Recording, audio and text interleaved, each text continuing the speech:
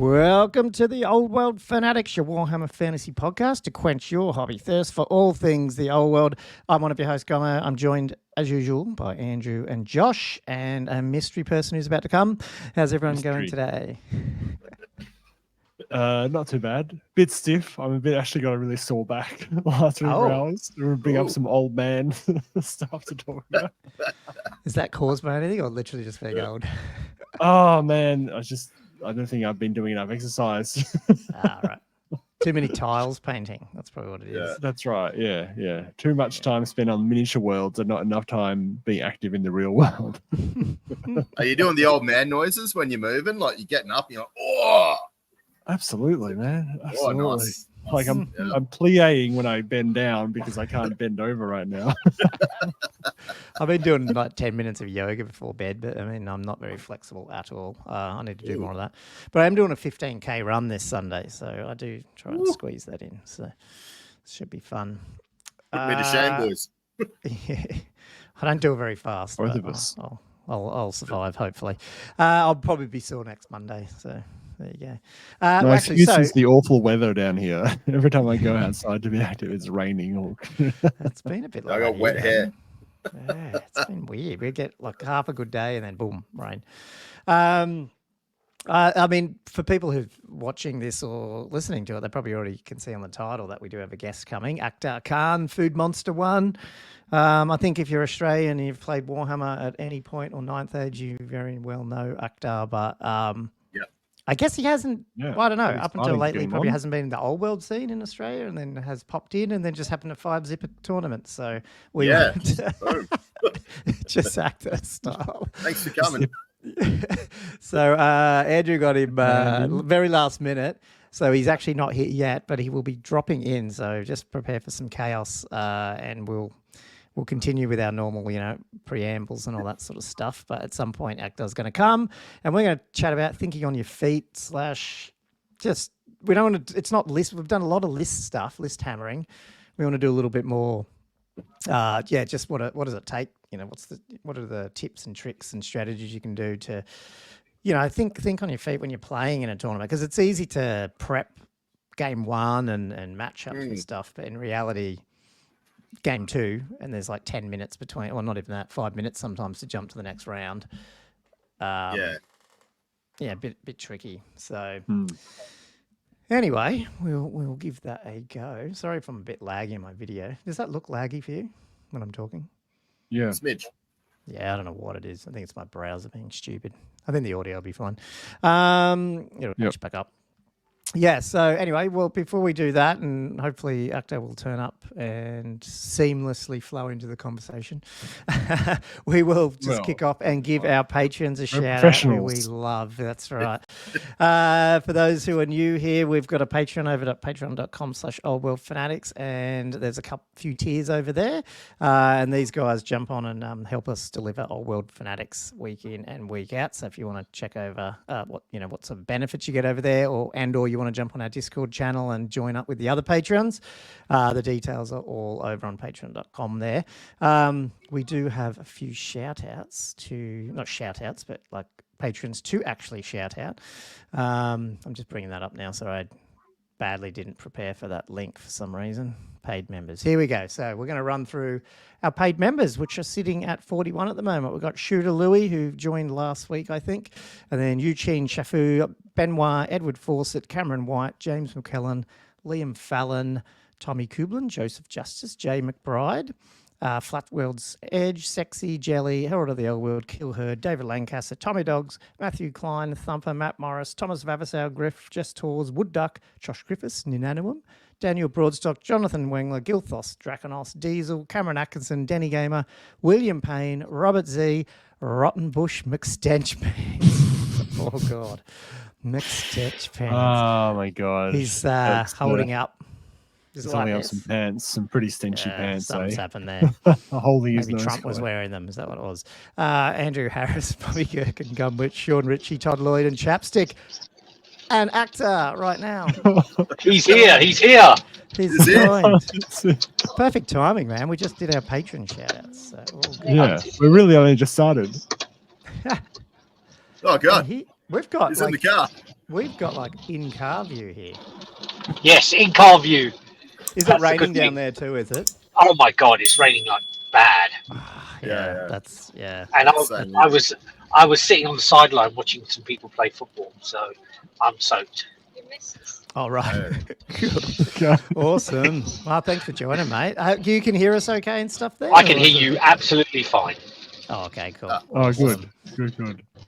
Well, yeah, we've just how long have we got you, Ahkter? Because we can just jump You got straight to me. your segment.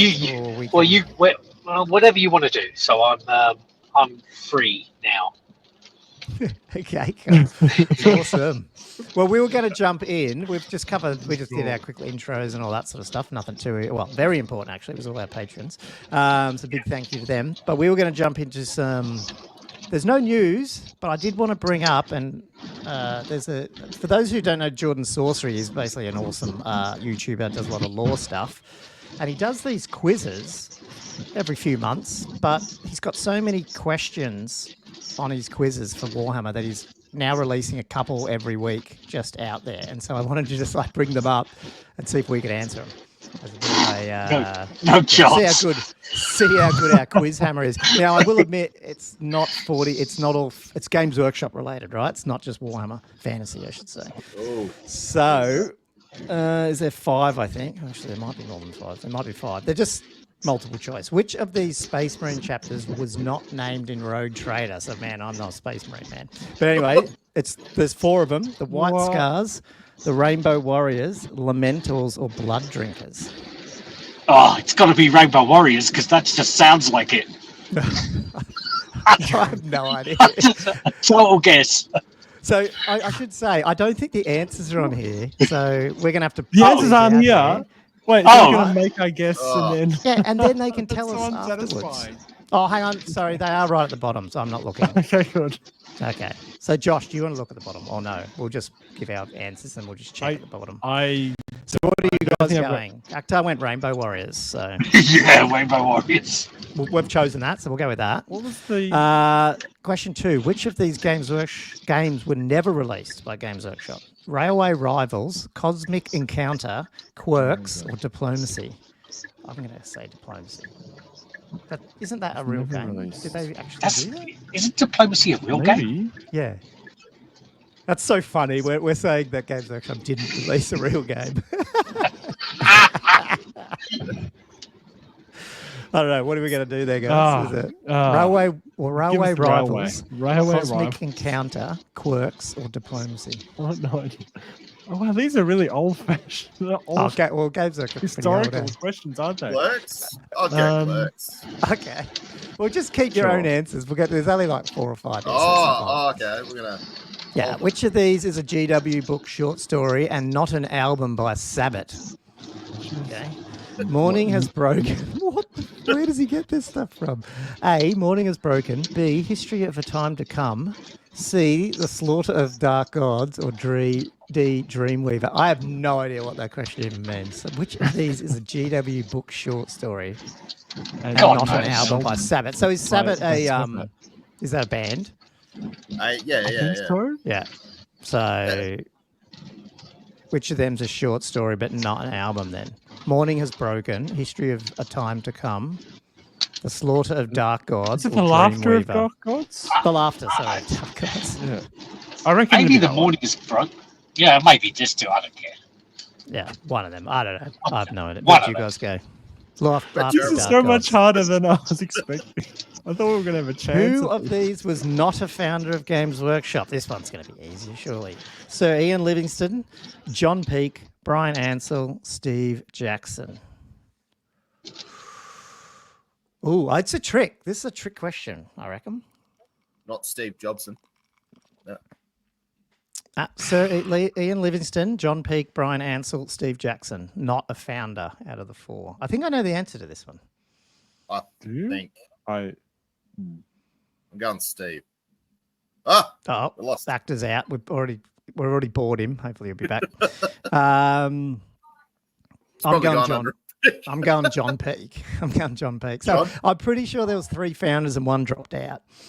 And Brian Ansell wasn't a founder. He was founder of the Citadel Miniatures, whatever it was. What's it called? Yeah, Citadel. And he was bought. Back. I think.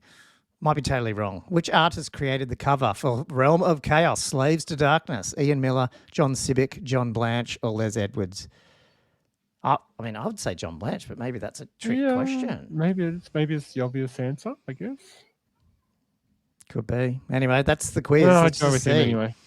Yeah. So, Lamenters was the Space Marine chapter not mentioned. Diplomacy was not Games Workshop, so we were right. They did of all the games they made, we hadn't heard of them.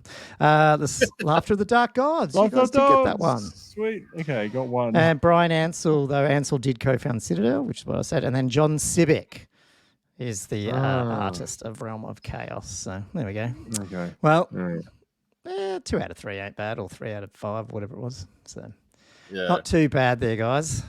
Yeah. Ahkter did just a little bit above 1 out of 4 chance, like the baseline random choice.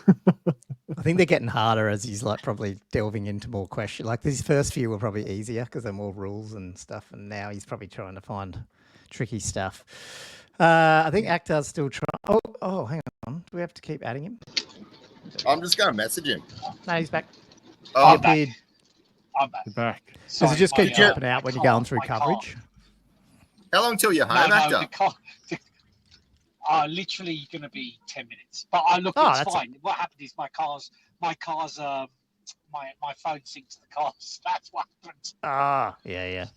All good. Did you just want to jump on when you get home? Because we crap on for a it's while, cool so it's again. all I good. mean, It'll be another hour or two. Yeah. We talk shit.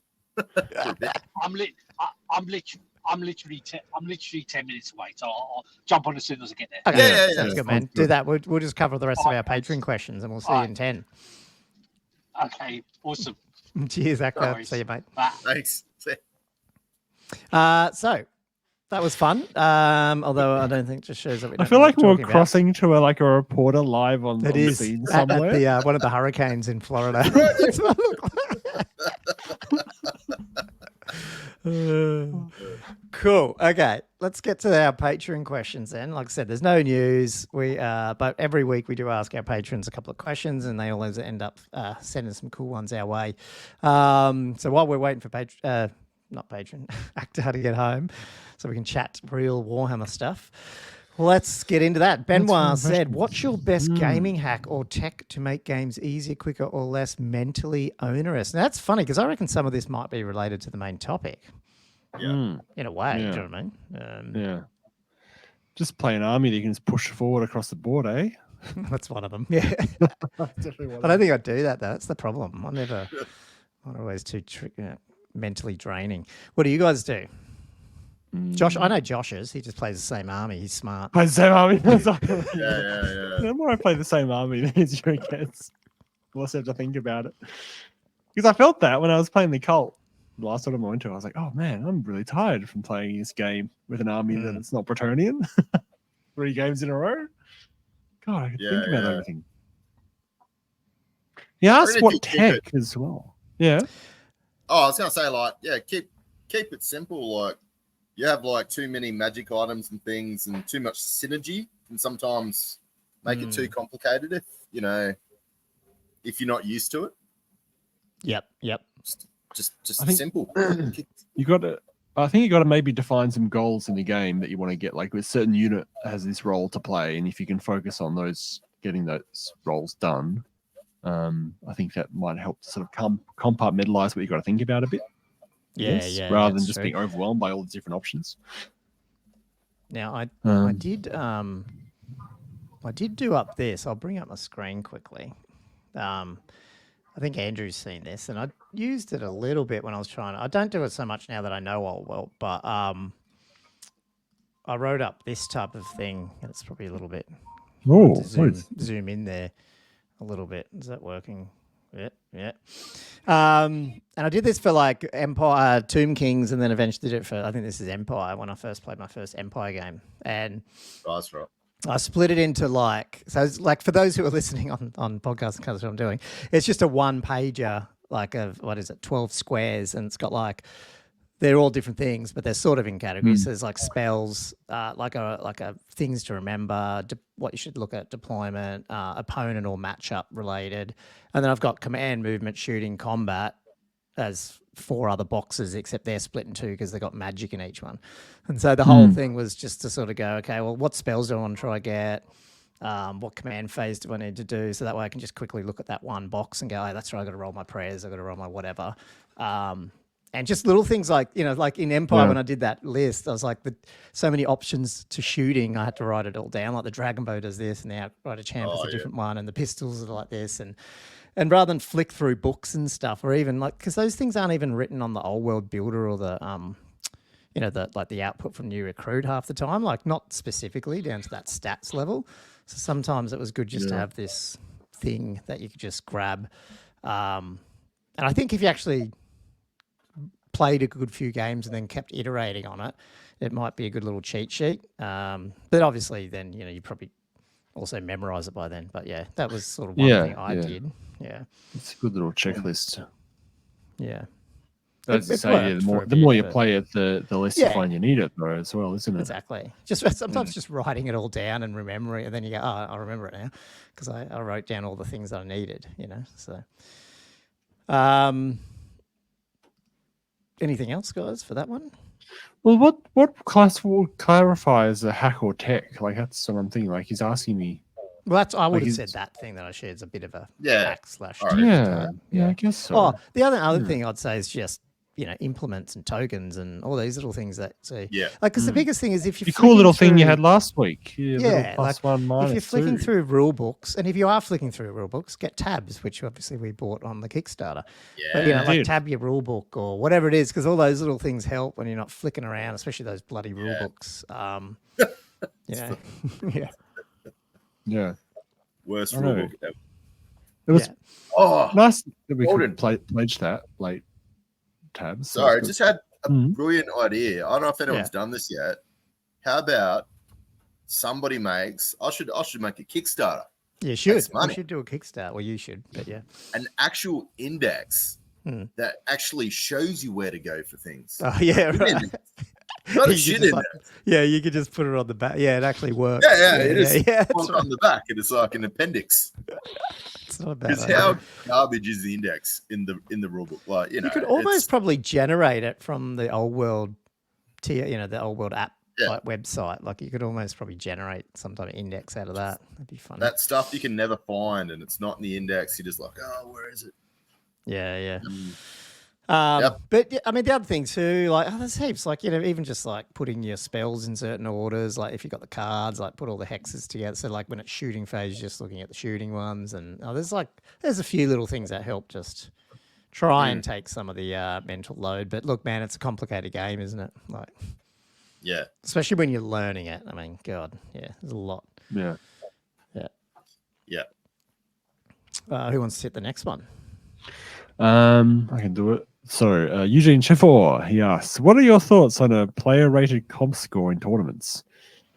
Back playing some tournaments in 6th and 7th, you'd fill out a scorecard for each of your opponents after the game, where the fluffier the army, the more comp points you score them. You'd also score sportsmanship, painting, and the battle victory points. I thought it was great. It seems comp is a little more divisive now, but keen for your thoughts discussion on it.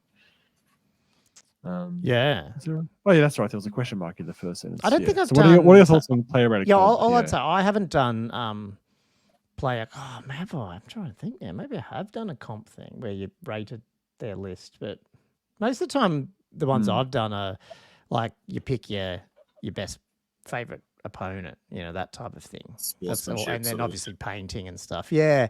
So I haven't done one where I rate their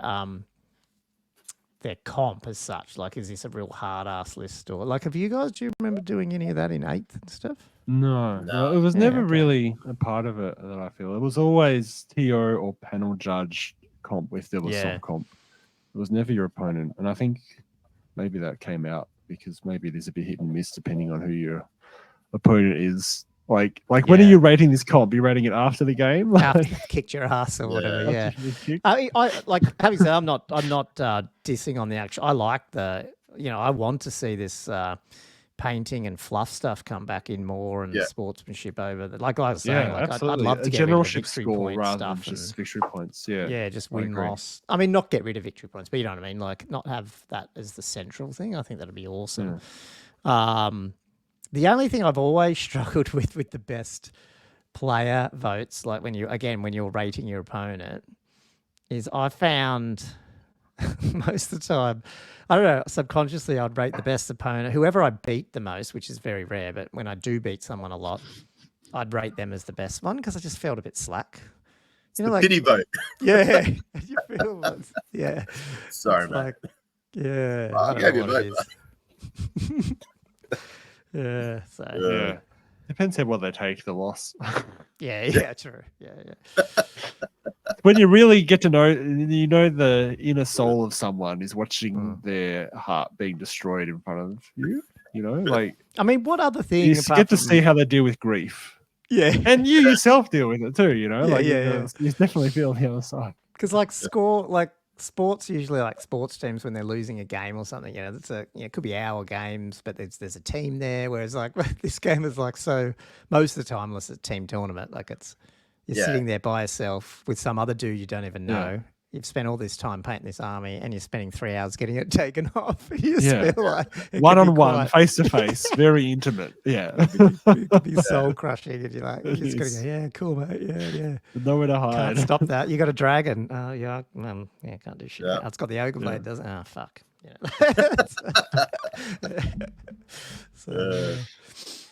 Anyway, this one looks like it's for me. Jay said, "Do you want me to ask it for you? Yeah, if you want, I'll answer it." Yeah, Miss Junk asks, Fulgomo, would you rather win a major old world tournament or watch the Steelers win the Super Bowl? I would still say so. I did see this come up, and I thought to myself, if it's me seeing the Steelers win the Super Bowl like in person, like if I went over to America and do that, I would take that because it's generally pretty once in a lifetime. The old world one would be once in a lifetime, but it just feels like a lot of work because the only way for me to win a major old world tournament, as we'll probably hear from Ahkter, is to probably put a lot of time and work into stuff. So. That's not part of her question. It's just winning it. She didn't talk about how hard to get there. Maybe you just fluked like 3 games and you were in a one-dayer. You somehow win, like maybe you just get 3 massive wins in a row without putting any work in. Yeah, and I'd still rather watch what the about that? Steelers win, I think, because I don't know. I don't play old world to win tournaments as such. I mean, I'd love to, but it's not. Yeah, I'm quite happy not even going 2 and 3 and enjoying the hobby still. So. Yeah. All right. I'll hit Sean's up. I didn't even know about this. This is good to know about. So Sean's saying war machines can freely pivot to fire at the enemy. I recently saw one well-regarded YouTube channel recommend deploying your war machines behind terrain so they're out of line of sight. And then in your turn, pivoting into the terrain so you have line of sight. Do you think a play like that is problematic or bad sportsmanship? And how would we as a community respond to poorly written rules like that can be exploited? Yeah, I mean, I think it's I love terrain. I like the terrain. I think I like where the rules are going for terrain and stuff. I just think, they need a little bit of a fix around those forest things where it doesn't matter how deep in the forest are, you can just shoot out of it like willy-nilly without any, like maybe they need to change it where, you get cover if you're in a forest, and to be in the forest, you sort of potentially have to have your whole base in it or something. But you can put, like you can touch the edge of the forest if you're in the forest and still get cover and see out. But once you go in, maybe it's real hard to shoot out. You know what I mean? Like make it that you got to be on the edge of the forest to actually shoot out of it, like something like that. I don't know. Yes, sorry. This problem is for hills as well, isn't it? Like it would be. Yeah, it would work well for hills too, which is also an issue. Yeah. Just comes back to the dynamic of having a war machine on a base almost that you can pivot on the spot. Yeah, it's only going to affect turn 1, I suppose, but I mean, still. No, I just put them all back on circles, like the Yeah, that's right. They should all go all back and speak. Have all the crews separate again. Yeah. I've seen work it for for people, decades. but you deploy sideways, and then like you get like a free. Yeah. Well, that used to be an 8th thing too. People used to do something with that. What was Yeah, that? so, just I to don't get know. extra movement. It's just kind of one of those things, isn't it? Yeah, I don't really like it. It reminds me a bit of, in 6 where there's that thing about not having to maximize your opponent's models. Yeah. Which is technically correct, but I came down really hard on it. I was like, no, not happening. Play it like gentlemen. I'm not interested in this rules lawyering. I mean, you could. I mean, again, this is pretty there's probably better ways to fix it, but you could also make a thing that says, War Machine's a free pivot, but if you're pivoting and changing like your position in terrain, then therefore it's classed as moving. So therefore, it's a move and shoot type issue. Because obviously you have moved and then you've changed the dynamic of your model. Like it's now in terrain. Yeah. I don't know. Yeah. That one's a tricky one. Ahkter is in. I'm not sure how you'd rewrite the rules, but rules. Yeah, the way that works. I mean, as a community, I'd be keen. Yeah, we can, man. I can hear you. Yep. Follow it. We're just finishing off our Patreon questions. We've got one in the more. Studio. Yeah. Which is, I don't even know how to answer because I haven't played any of these ones. Which is the worst army of infamy, Ahker and Royal Host or the Heralds of Chaos? I feel like it's a bit of a leading question. I mean, like, are they actually that bad? I don't know. They're just not played. Seen the Royal Host around a little bit. They haven't seen that bad. I feel like Herald of Chaos has got Heralds of Chaos haven't seen it all. Like, people have just straight out said, all it's got is nerfs. It's probably a little bit true. The Ahker and Royal Host looks cool. I just think it gets, again, it's probably just the fact that the other one's better because you can just magic spam the hell out of it. I don't know. What do you guys think? Do you have any opinion on that, Ahkter? Have you played any of those guys yet? No. No. Heralds of Chaos sound bad though, so. Well, apparently it's just all that. That's because they're full mounted. Hey, that one is that one that's all mounted. Yeah. But they're the ones with the extra dragons as well, isn't it? Yes. That's the one that brings the Warfire Dragon and the other. Yeah, but it's got the 33% core bump as well. So like you have to take more core. So if you didn't have the core like that, then you'd probably be still good. But I think it's just that you end up having to take more of the standard knights and stuff compared to everything else. Yeah, do those the cores so high. Anyway, I don't know. I'll just say probably Heralds, but I'd still think they've probably got some play anyway. I don't know. Yeah. Cool. Well, that's perfect timing for Ahkter to give a bit of a background there. Well, Andrew, do you want to give us a little background about how you got hold of Ahkter? And obviously you had chat. You guys played a tournament the other day, so. Yeah, so I'll let Ahkter obviously get into his introduction, but how I met Ahkter is and obviously Gomo knows of him. Josh, have you met Ahkter previously? I've obviously heard of him. I think I've seen you around many years ago during late 8th, early 9th, maybe. Yes. But You would throwing orcs and goblins and people or vampires. That's what he would have been doing. Probably CanCon.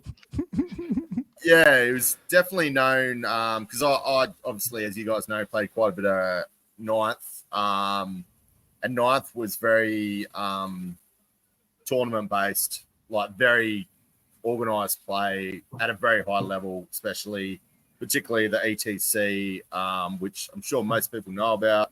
But if they didn't, I'm sure Ahkter will tell you what he did in that role. But obviously, it was like a world stage or the world stage for sort of 9th age. And before that was sort of like 8th edition Warhammer and all that. So basically, obviously, Ahkter was always on the team or had a lot to do with the guys that were on the team, playing, coaching. So he was one of the very high-level competitive players during 9th age. I've only played him once. Believe he smoked me. And then, the score? Was it 20? Didn't see him in the old world. So out of all that bunch, I think he's one of the first to port over to the old world, actually. And then, as we know, the other day at Moab, Ahkter's come in for his first tournament, had a few games, I think, maybe, and then managed to just wipe everyone. That's a good intro. Well, with that Ahkter, so yeah, like, do you want to expand on that, mate? So yeah, just a bit of a. Okay. I'm sure, like I said, the Warhammer listeners will know you from Australia. Yeah. But we do have a fair few international listeners. Yeah, So- no, I've been playing a lot. Okay, I'll show you how old I am. Right, I played Warhammer Edition 1. Awesome. Just Love it. Now that is. and I That's played a dedication. game before that was even pre Warhammer 1, and let's just say that was Hero Hammer at its finest back in those days. Right. But yeah, no, I've been playing for a long time. So really competitive play. I've been playing since 7th. Started going to ETC in 8th. Have done 16 ETCs maybe. I've been captain for 7 of them or 8 of them. So when it comes to 9th, I've done that with 8th. In the last year of 8th, I won the 8th. Oh, did we just lose Ahkter? Oh no, he's back. I'm back. So I won that, and then look, I love playing competitive wargaming and wargaming in general, and then the old world came up, and I knew I was going to give it a go. So I literally finished ETC, was flying back, and I had a huge flight, so I read the rules on the plane, and then Castle Assault was on that following weekend. So Kent was trying to get me up there, and I was like, "Hey Kent, I've literally landed from the ETC, right?" I said, "If I try and even mention to my missus that I'm going to go to an event on the weekend, you'll find me in a ditch somewhere," right? Yeah. So like, you could do that 52 weeks of the year now. Yeah. And then I just then I got into the old world and just sort of I did a couple of test games online. I spoke to Mark Hurwitz, and Mark gave me a test game in Chatswood. So on table games, I had 1 before the event, and I had a few online games just to get around a few things. I spoke to a few people that I knew, and then pulled something together, and it seemed to work. So that's my intro of what I do. But I'm happy to talk about how I sort of developed what I did and why I bought what I bought to the event, if that helps. Yeah, well, definitely we can go into that as well. I guess as a main topic, what we want to also cover is this is interesting to me. Like obviously you have so much experience, so obviously there must be a familiarity with the actual old world game that it does play like the others, obviously. But just in general, like what we're sort of wanting to get to in this episode is what are some of the things you can do specifically like in tournament, like after game 1, and you don't even know you're going to play until 10 minutes before and match up 2, 3, 4, 5. How, is there things that say a mid player, a mid tables person could, take from you, or is there any best practices or little things and I know experience, you can't replace it, but there's sort of some of the interesting things that I'm sure people want to know about, but yeah, I'm happy to tell you how I kind of think about and approach games. So I think you have to go back a little bit and think about just before the event and planning for the event. So I have one simple, easy mantra: don't bring a banana to a knife fight, right? So you really need to think about bringing something that can actually fight and do something, but you have to play something you really enjoy. Like if you paint stuff that you love, or you have an army type that you want, you have to play that. But you really need to have a think of the play style you want to play based on how you play, and try and find something with the army that works and there's synergizes with that. So I think a lot of people talk about, these are the meta lists, and you've got to play what you want to play, and then you've got to focus on how you're going to build around your play style, right? And I've always believed if you do that, you will be played better than any net list or whatever. So think about what you're going to build. Have a good think about that, because that's super important. And I think for me, I I was obviously coming in very new. I knew the base game. I've been playing this for a long time. So I knew I was pretty confident about stuff, but I had no idea about some of the rule sets. I knew I was going to confuse my old rule sets with the new rule sets. So I was going to do a whole load of things. So just to talk through how I went through it, and which might help some other people, I chose very limited troops. I had one big unit of Graveguard, one big unit of Blood Knights, one unit of zombies, and 4 characters. That's it. Yeah. Because I less chance to make mistakes, more forgiving. And that's really one of the main reasons. So that was more out of necessity to figure out the game, right? The other thing is I did some research, thought about what I'm going to build, how I'm going to play. I played Vamps because I played Vamps forever, so that was easy. And then you get into the game, you get into the tournament. So let's talk about game 1, right? So game 1, I got a really good run. I played another vampire player. My list was better designed versus his list in just pure ability. So and it was a buy-buster army as well. So I was playing Jeremy, and Jeremy didn't have any ward saves on his characters, so it was a bad day in the office for him. So I got a big win, like 19 points. But this is where it's important when you're looking at, and this is how I look at games.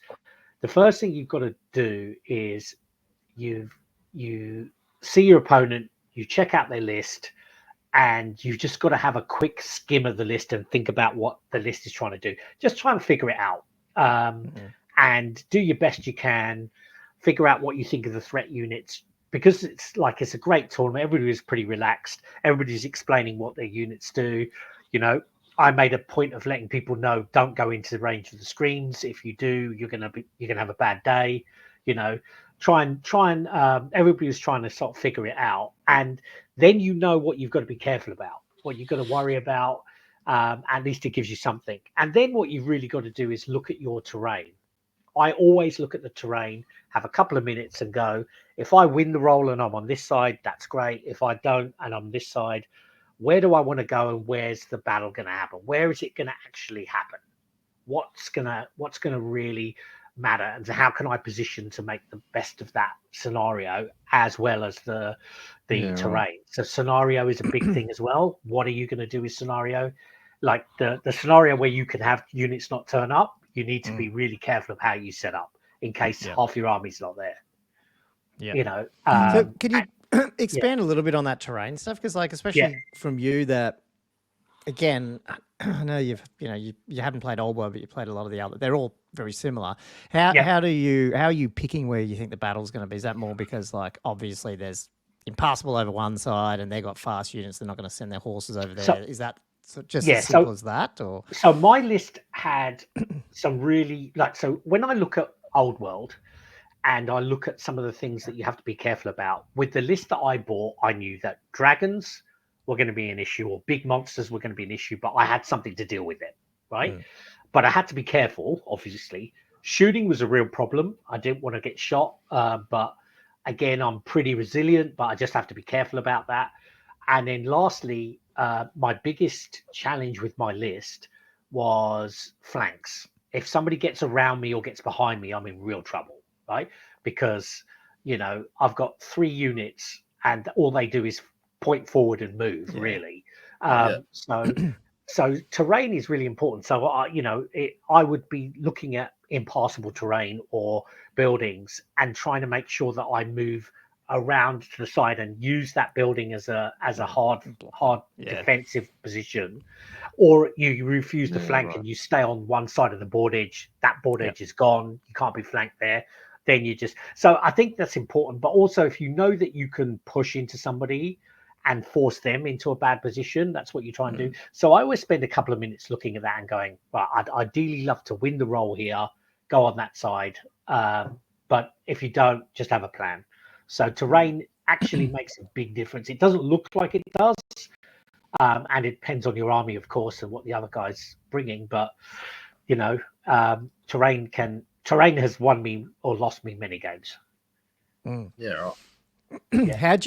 Was there anything that Because we'll probably get on to discussing how you're finding the old world, but it probably will litter through the whole conversation. So with that, like, but, you know, I know 6th had, you know, its quirks with terrain, and then 8th basically didn't have terrain. It didn't make a difference. It seemed like it or whatever. How did you find old world? Are you finding, was there some things in there that you appreciated that they added, or do you think they? I think like losing movement, as I discovered. So I learned a lot of rules on the tournament, by the way. So I learned a lot of things at the event. Losing movement in the forest was interesting, and then, you know, I think it's really, because the main thing is it really is just try and take advantage of that terrain and see what it can give you. And if you don't set up properly, as I didn't in some games because I didn't understand some of those things, you have to try and recover from that or get the best situation. So I've always looked at you know, forests and things like that. If I'm going to be in trouble, I'll go into the forest for cover, or I'll make it difficult for somebody to deal with that. Hills and impassable are fantastic things for certainly the army that I had, because if you're in trouble and there's really seriously heavy shooting, like if I go up against a cannon list, for example, with my list, I'm hiding behind trees. I'm hiding behind, hills and impassable, and I'm probably not moving, right? But those are types of things that you have to really think about. So again, terrain, it just depends on what your army type is. If I had something which didn't have the mortis engines, I would just try and push forward. Yeah. So it is interesting, but you have to be super careful because everybody, you know, you got teleports, you've got hexes, you've got vortexes. You just got to be super careful about what's going to happen. Yeah. How did you? I mean, we probably should have covered your list, although we did cover it the other week. Did you have how many levels of magic did you end up at? 8. 2 level 4s. Yeah. Okay. When I first started playing, I had ashamedly 12. So I had 2 level 4s and 2 level 2s, but that didn't really work. Even though it looked and sounded awesome, it didn't. Yeah, it does. Yeah. All the magic. All the magic, and then you roll a miscast, and you go no magic. That's the bad one. Yeah, I know. Yeah. Have you got? Do you want to? I'll let you go, Andrew or Josh. Keep hogging the questions. Oh well, I was. Don't know. Thought. Yeah, sorry. I thought Ahker was still in the middle of it. Yeah. I might be. Okay, I can, whatever you guys want me to do. I mean, it's like,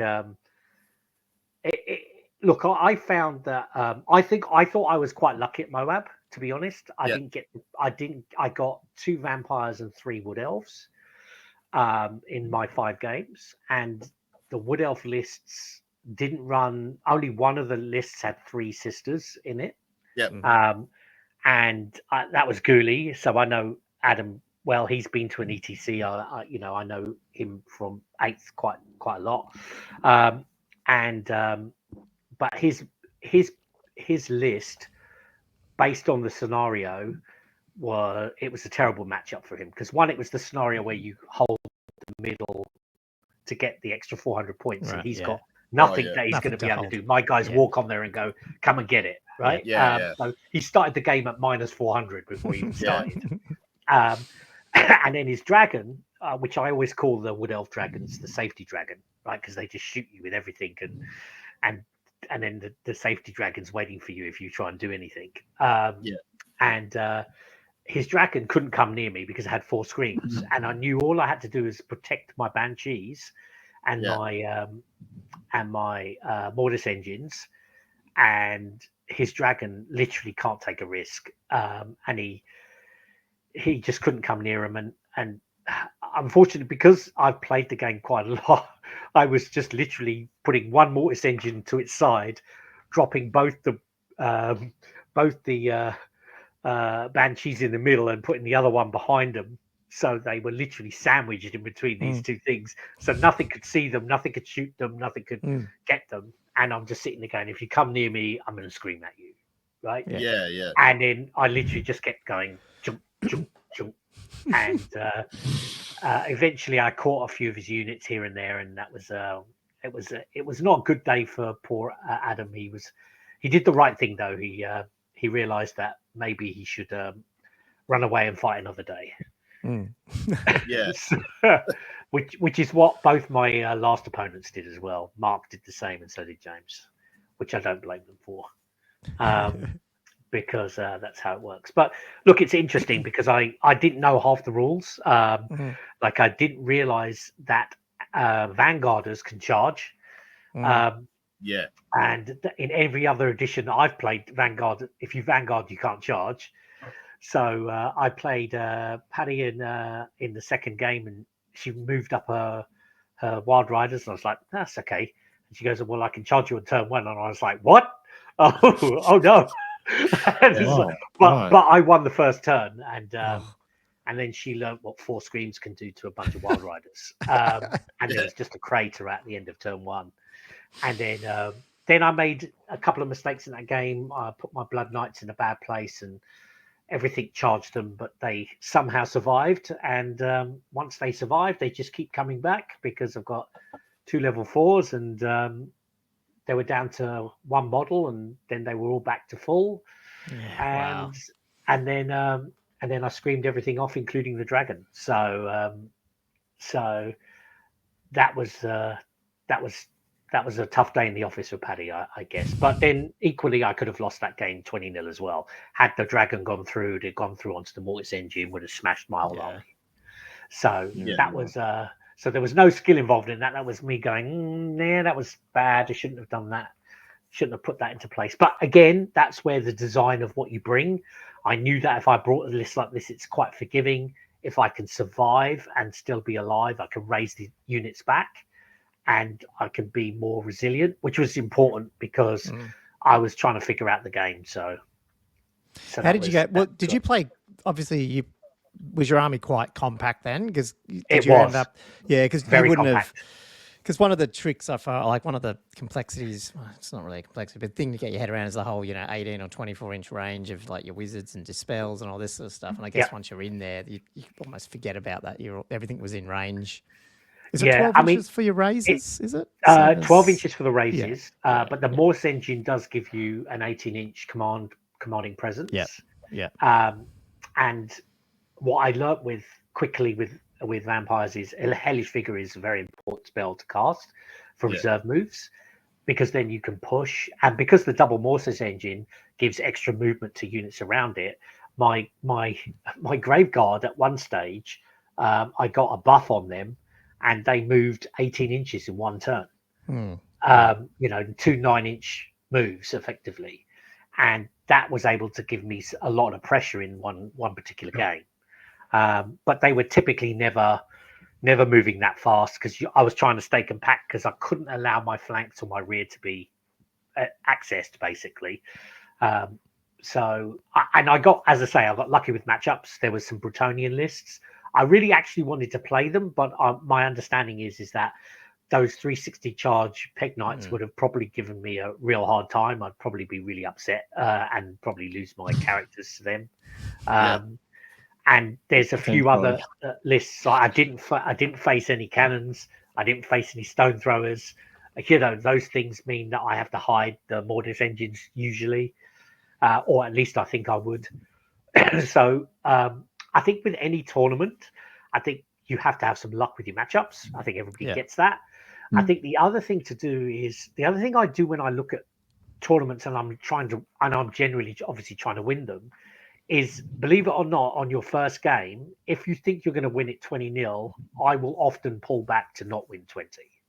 Wow, nice. And I will go for a 15 or a 16 because what you don't want to, you just want to be just under the nasty zone, the danger zone. But I was in a bad place because I was just figuring out what I was doing, and I won my first game 19, the second game 20, and then my next game 15, and I was like, oh my god, I'm right in the stratosphere here now.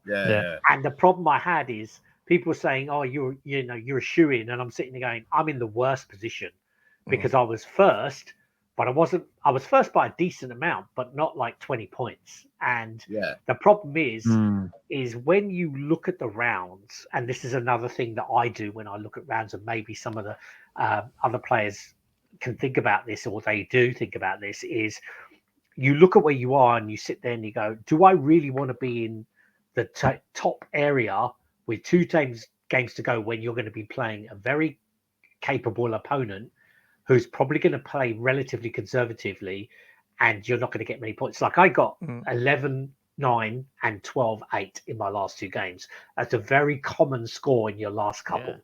Because you're playing in the top area, in the zone. People are looking at where they are, and you will typically find brackets. You'll have your top bracket, your middle tier, your lower tier, and you're going to get. You just got to. I know that sounds crazy, but sometimes you really actually don't want to win heavily. Certainly in the earlier rounds.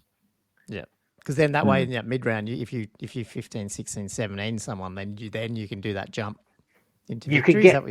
I think what you try and this is what I try and do anyway. If I'm lucky enough to have a good run, is I want a couple of good runs, and then I want to hit a big hit, and then I'm hoping I'm just enough away or still close enough in a zone where I can make points in the last couple of rounds.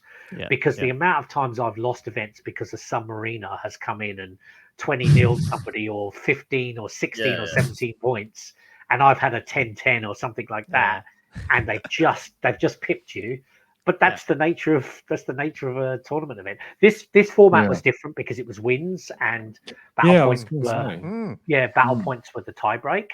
But typically, the reason you don't do that is I've been doing, as you say, wargaming forever.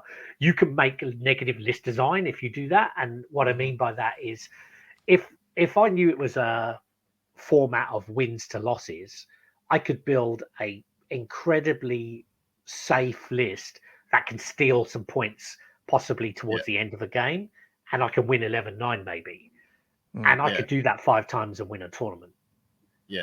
But it wouldn't be a great experience for my opponents.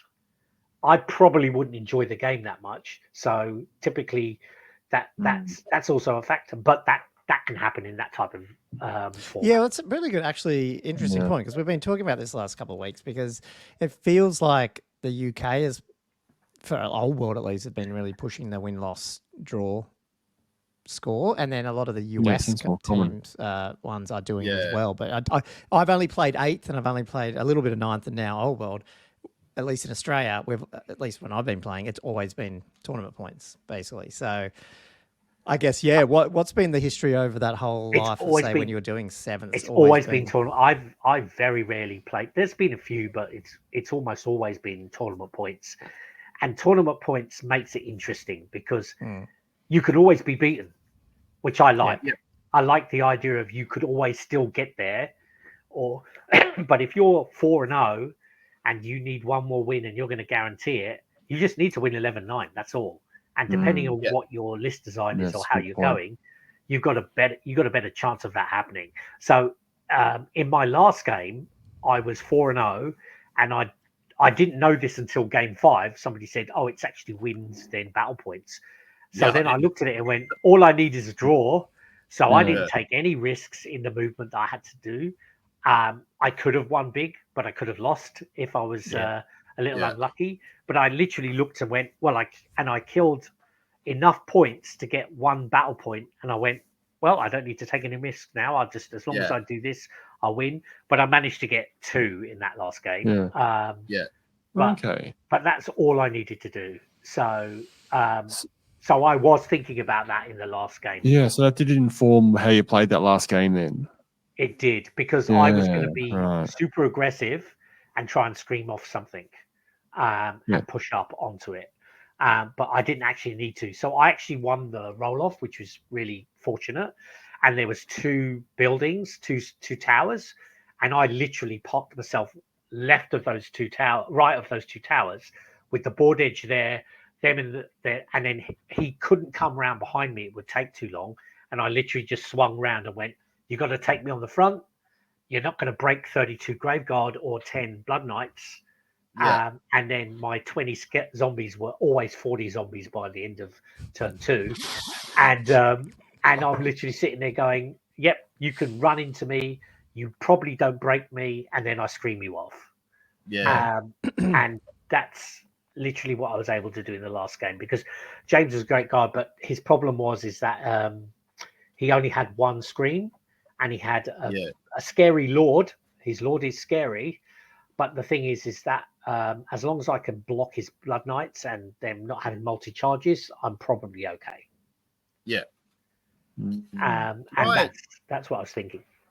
I was just going to revisit, because that really resonated with me when you were saying you have a look at people's lists and basically you try and sort of come up with or understand their game plan from their list, or what their likely game plan is going to be.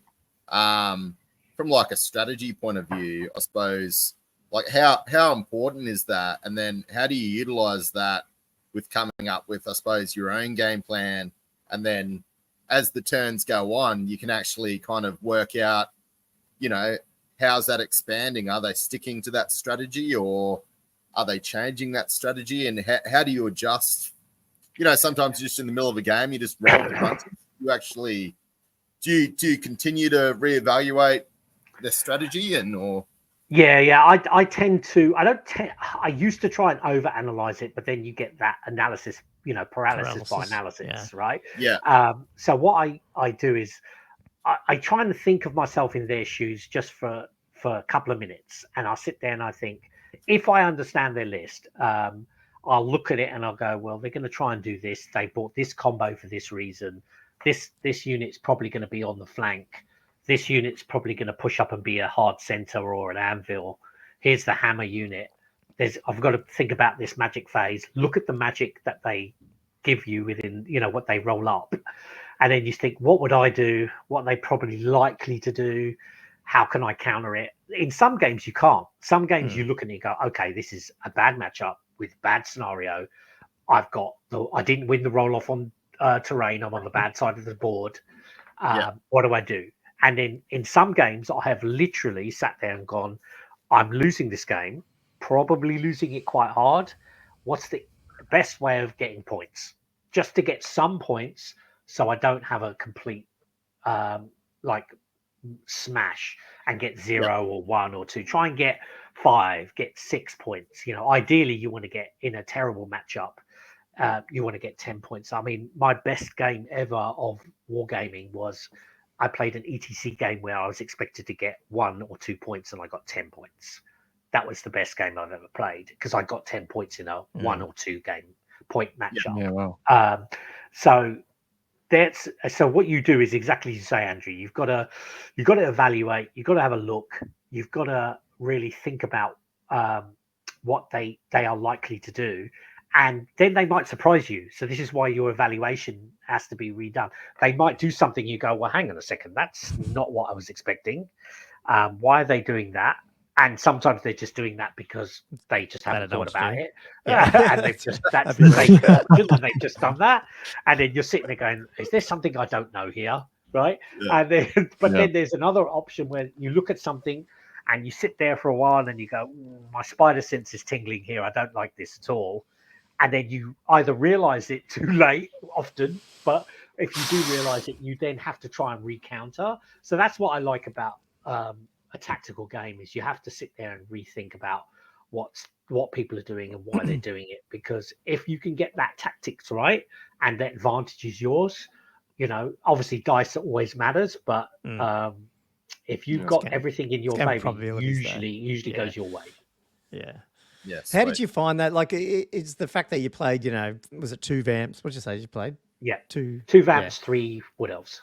Yeah, so that obviously, this sort of happened to you, Andrew, where you played like vamps and dwarves. Like, it would have massively helped that you didn't have to, you weren't getting 4 different armies, given that you hadn't played Old World. That must have been a bit of a relief, because I would imagine it's great to say, I'll look at your list and work out what it is, but I would imagine with Old World you're still looking. I mean, it's pretty close, so you probably would know anyway, but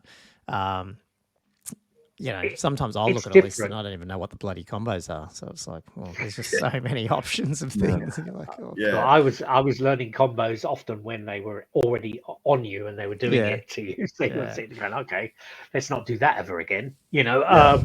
But there was, it was interesting because, as I say, if you can get the combos right, I think, believe it or not, the list that I bought probably would struggle to win another event. I think I got pretty lucky with the matchups. Well, I got incredibly lucky with the matchups. And when I did my research, vampires were doing okay, but they weren't winning events, certainly of recently. So I didn't expect to win. I knew I would do fairly well because I'm pretty decent at the game. But it is a new game to me. It is new rules. I was going to struggle. But I think that list is fun. I did enjoy it. Maybe my opponents, some of them didn't. And I apologize for that. But we are trying to win. But I think that if I was to play, say, a Bretonian list or a dwarf list, I'd have really struggled because I can't push into those lists without taking some significant risks. I don't even know if I can do anything about the Bretonian list at all because I think I just huddle up and eventually they'll get me. So I think I was quite lucky. So I would be concerned about taking a list like that again to an event. I've already thought about taking a different army to another event if just to try something a little bit more aggressive potentially. It's interesting, as you say. Combos matter, luck matters, and that's what you've got to do. You just really got to think about what your opponents can do. You also got to think about turns. You don't have enough time to make any serious strategy. You've got to really think about making what you want to work quickly, or at least give you an option to do something. Because with 6 turns, you don't have enough time. You really don't. You have to seriously think about it. That's roughly what you're going to get. So you have to. Did you finish each of your games? All of them. Yeah. Wow. My turns were very quick. I was late on the first because the pack on New Recruit had a different start time. So that's why I got the buy buster. Gotcha. Yes, exactly right. But that sounds like another strategy. ASB always talks about always be grudging, but you could always be late, and that way you're playing the buy buster, and the person doesn't. Is that what you do? Yeah, I wouldn't do that again because you could have got but it's interesting because that's important. The turns. You don't have enough time. You simply don't. I think look, and I might tell me if I'm totally misrepresenting what you said, but it feels like to me the reason why you play quick, because I'm the type of person, I play slow, I overthink everything, and you end up not finishing your game. Whereas you're if you know you only need to pick up certain things, there'll be turns that go really quick because you're not trying to do too much. Correct. You know what I mean? You're always thinking about. Well, at least I'm thinking about, certainly in my last game, I'm thinking about, I need 1 point here and I need to make sure I don't lose. I mean, my list was very, very forgiving. I lost 2 Banshees the entire tournament. That was it, right? Which is crazy when you think about it. And it's actually insane. But, my guys come back. That's, that's the thing. When I played Paddy killed about 24 Blood Knights. But she got no points at all for him. Oh my god! But it was just crazy. If you can get into that position and you can think about what you want to do, overcommitting or overthinking something was something I used to do quite a lot years ago, and then I realized I only need to do this. Maybe let's not do anything else just because something could go wrong. Yeah. No, it's really interesting. And then you want to get all your turns in. I think it's really important. And certainly for a vampire list, they need turn 6, right? Yeah. They need that last turn because you're not doing any damage on those early turns a lot of times. You're usually buttering them up or you're softening them up, and you need that last turn. So vamps, I believe a vampire type list really does need, depending on what you've set up, does need a 6 turn. Yeah. Can I ask, obviously, the 5 Ps, the prior preparation events, Piss poor performance. Yeah. So coming up with a pre-strategy against, just say you came, you know, all right, I got this list, without having to, like you were saying, overthink things and come up with like, you know, green, amber, red for going through all the lists and doing that, coming up with sort of individual strategies, and which to me is just over the top for that sort of tournament. Where would you sit on like preparation? Would you say, all right, for a shooting army, I'm gonna do this. For a, you know, a cav army, a dragon, I'm gonna do this. Like, how many pre-scenarios might you come up with, and how many different sort of strategies will you? I think you've got to have. So I call this the game before the game, right?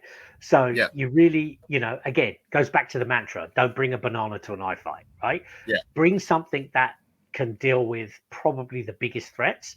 I did some research on the old world, and dragons or big monsters are a threat.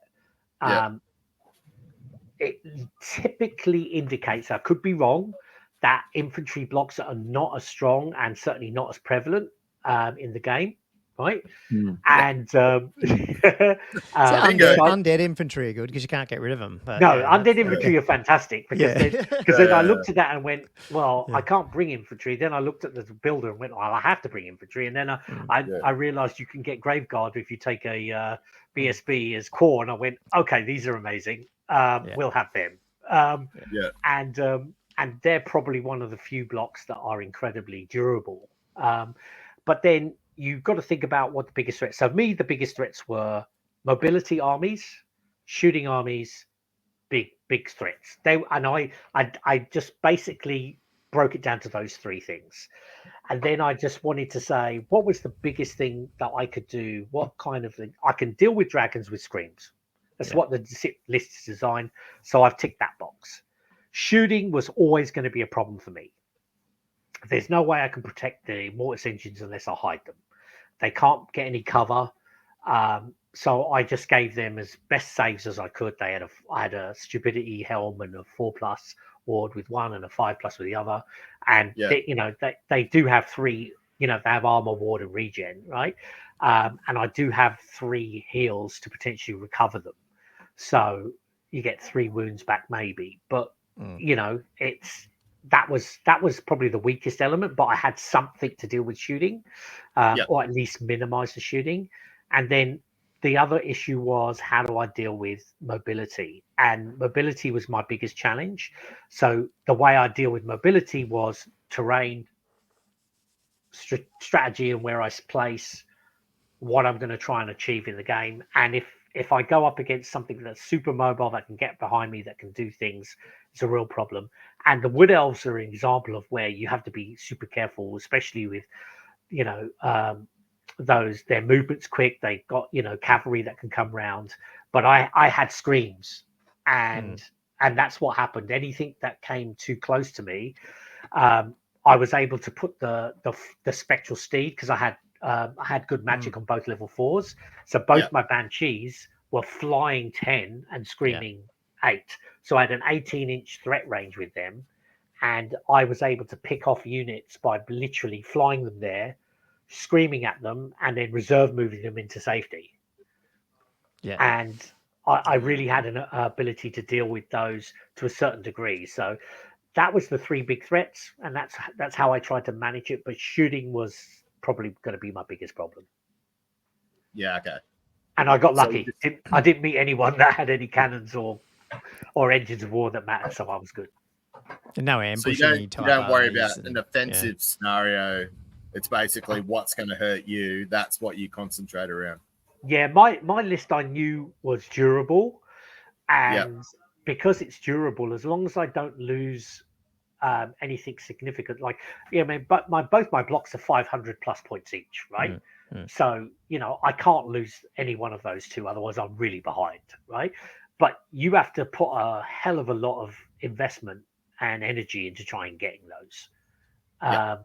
And all my other troops are really support troops, right? So that's what it is. Magic is also obviously a big challenge. Vortexes a real problem for the Banshees and things like that. So you have to worry about. But they're 90 points, so I've got 2 of them. I can live with losing them if I lose it. What, going back, you said you had, obviously a lot of people, and you got some advice about the whole world in terms of what to look out for and what are the biggest changes. What were some of those things that were top of mind to people that they were telling you about? I know a lot of people globally because I do ETC forever. I was speaking to some of my friends in Asia. They're based in Hong Kong right now, and PK, one of the guys, gave me a test game online, and he said, I said, mate, this is game 1 for me online. I said, so I'm just learning. He goes, what do you want me to bring? I said, bring the filthiest piece of crap you can bring, right? And I learned very quickly that 7 vortexes from Wood Elves is the worst thing that I've ever experienced in my life. In all the years I've played, in all the decades I've played, I sat there and I went, oh my God, this is insane. Yeah. That was like nothing fought. Everything just burnt you to death. It was like a death by 1,000 cuts. It was just like it was unbelievable. So then I sat down and went, okay, yeah, that's pretty strong. And then and I spoke to a few people about some sort of archetypes and what people see. But it was interesting because I think at Moab there certainly wasn't meta lists. I don't think. I think the list I bought was pretty strong. And it was that way because I always designed my list that way, and I did some research. But again, I think it's got some rock paper scissors issues. I think I would have really struggled with shooting armies with engines, and I'm a bit concerned. I really wanted to actually play a Protonian list just to see what it's all about, but I didn't get to. I probably wouldn't have enjoyed it, but that's fine. I would have enjoyed playing against it. I'd probably not enjoyed the score, but that's fine. Yeah. They're just into your turn 1 or turn 2. That's the thing. Yeah, that was the one thing I was warned. Whatever happens, think about this, this, and this, and they can hit you on turn 1. I was like, what? No. And it's like, yeah. And then I didn't realize until that was like vanguards and then charging. Wow. 360 charging, no less. Yes, it is definitely high on the current meta. Yeah, it was interesting. There was quite a lot of talk actually at the event about comp, which I said people need to have a think about and just let the game settle first before you start talking about comp. Yeah, it's definitely creeping up at the moment. Yeah. But at the same time, it does feel like it's still a bit knee-jerkish because, everyone, like when we first kicked off, everyone was talking about the dragon and how to kill the dragon, and now it's like how to stop the peg. Oh, and then it was the screams. Sorry, how do we stop the screams? And now it's how do we stop the 2 units of 6 peg knights, whatever. Yeah. So I'm assuming in 3 months it'll be something else. Yeah, you're right. Like it's like I've been involved in a lot of comp stuff for a long time, so it always goes through this evolution. Every edition has done this. I would be shocked if this is not the same, right? You will get the initial drop, you'll find stuff, you'll figure out ways of beating it, then you'll find something else and you figure a way of beating it. And then there'll be these waves and troughs because there'll be something else, then there'll be something else, then there'll be something else. And then eventually TOs build their own packs, and then the packs become more common, and then it gets a little bit better, and then eventually the community comes together and does a comp system that is definitely more even, and that usually takes time because the game has to settle as well, and GW has to settle everything has to settle before you do that. But the only thing I would advise everybody in that case, because it's happened every edition, you have to have a broad set of people involved. You have to manage the bias because it will exist. And you just have to also think about, don't knee-jerk decisions, because if you do something that you think fixes it, think about all the armies, because certain armies are designed to work a certain way, and you don't want to nerf an army because of comp. Yeah. It's not an easy subject, I like having Games Workshop hopefully more involved, because what I'd like to see with comp isn't just knocking out stuff that's big, but it also means bringing armies back to what they probably should be. And like the Bretts are an example, and me and Josh have talked about this a lot, where it's like, they're not supposed to be flying around Pegasus everywhere. They're supposed to be knights, you know what I mean? And the Pegasus. So to me, it's not so much that we want to comp the pegs because they're powerful. I'm not overly concerned with certain things like that. I think you figure out a way of getting them, and then what you have to do is think about, they will be there. How do you manage that? And it's like anything. There will be things that are like too much, right? I'm reading online that there's potentially 3 Chaos Dragons or something, and that's a terrifying thought altogether. But if the 3 Chaos Dragons fought the list that I bought, I think I could probably beat it, or at least I'd make it a challenge, right? Yeah. But you just don't know. You just don't know. So I think people will figure it out. It's tough though. So it's a tough conversation to have. But I agree. Don't make any knee-jerk reactions. It's too early. Yeah, and I think like that it's coming a little bit from that. What tournament was it that did the 4? Or sorry, the top 4 of the top 6 were Brett's. What was it? That was London GT, wasn't it? Oh, London GT. Yeah. But comp is important. You will have to have it. It will need to be introduced, and every edition of GW events has a community comp pack because GW doesn't do them. Now, hopefully that changes, but they generally don't do them. Yeah.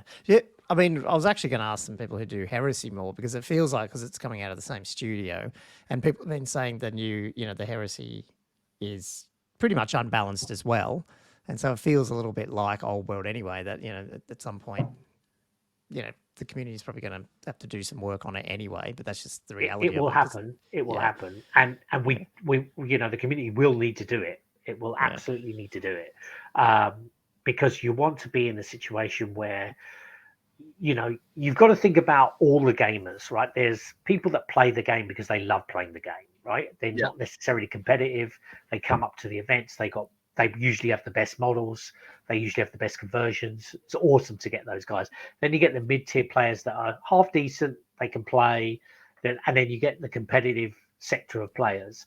And what you don't want is to have everybody getting curb stomped by that tier up there because a certain archetype, a certain list type is just amazingly strong. You want to get some balance put in, and that balance will make it fairer. And you've got to try and make sure that all the community, certainly when you're playing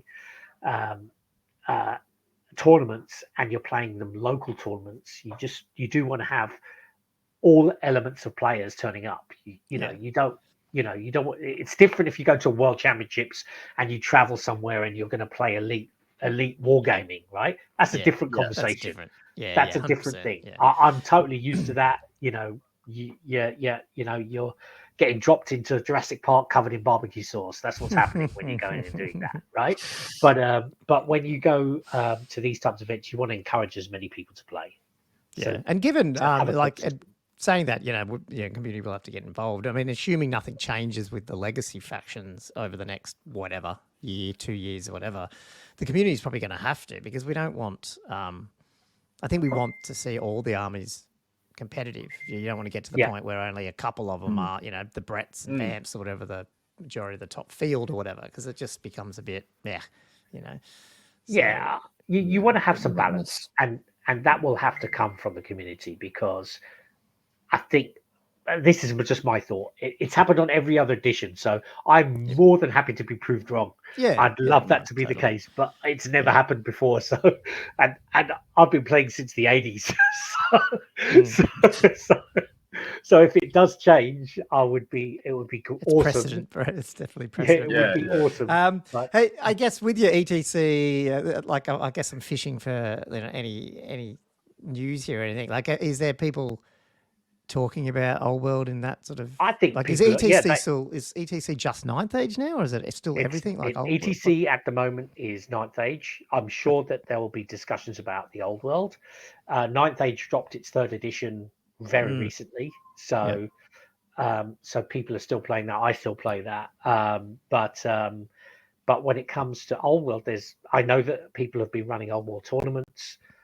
people will be looking at it. Look, it's a game that's being supported by a games company. That's always a great thing, right? Yeah. What you need the game to do is have some depth. It needs to have. So tactically, when I look at the game, and again, this is not me trying to be judgy, it's not as tactical as say Ninth Age is. But Ninth Age is the old 8th edition rules, which is a rule set that's very, very complicated now. And it's also been a highly competitive tournament game, as I think you guys mentioned at the beginning. Ninth Age was designed for tournament play and has been balanced for tournament play typically. So it has more in it. There's much more elements when you're in combat. You do many more things. Like in the old world, if you connect, you're stuck fighting and you just stay there. You don't move. You can't slide. You can't reform. You can't do all those sort of things happen. In other games, but look, there's a lot of players that are going to play it. So if it wasn't the case, you wouldn't see the tournament numbers you're seeing now. That would just grow. I can't see it not growing. Yeah, so I guess that's people in. That's different. Yeah, like as an overall feeling, like how did you find it in Jet? Like, are you in? I enjoyed playing it. I need to play some more games to see how I really feel. So I'm confident that I'm definitely going to play more games. I will definitely play different armies. I've got loads of armies, so I can play all different types.